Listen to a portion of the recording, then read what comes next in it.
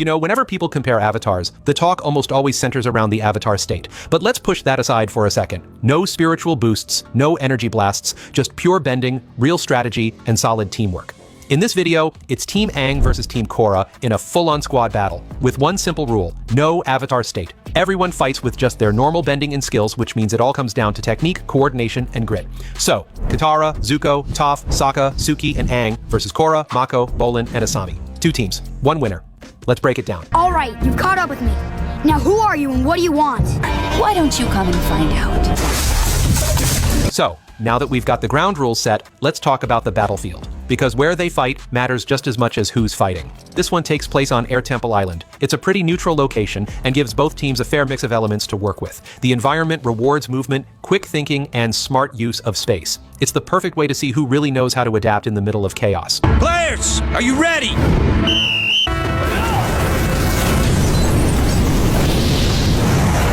And speaking of adaptation, let's kick things off with one of the most interesting matchups on the field: Zuko versus Mako. We'll break it down into 3 categories: experience and training, close quarters combat, and power and control. You rise with the moon.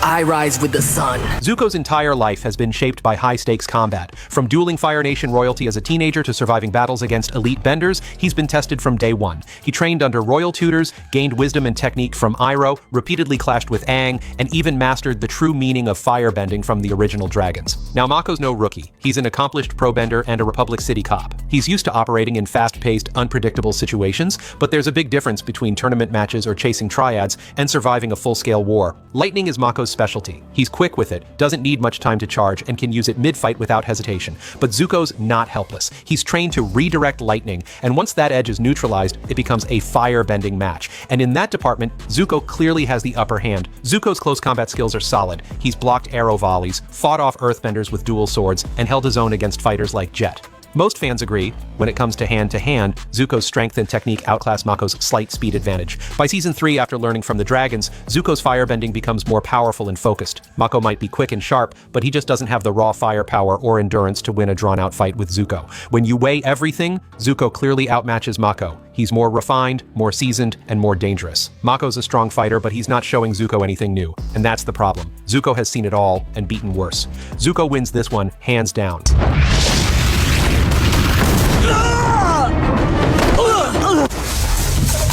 Moving on, we've got Katara versus Korra.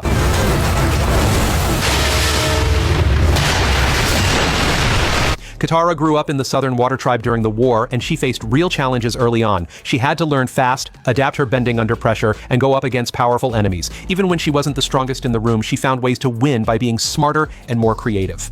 Korra's journey is different. From the start, she was trained in waterbending and the other elements. That gave her raw power, no doubt. But she didn't grow up in the middle of a war, so she didn't develop the same kind of battlefield awareness. She's bold, confident, and often charges into fights head-on. That works in many situations, but it also means she doesn't always think through the consequences.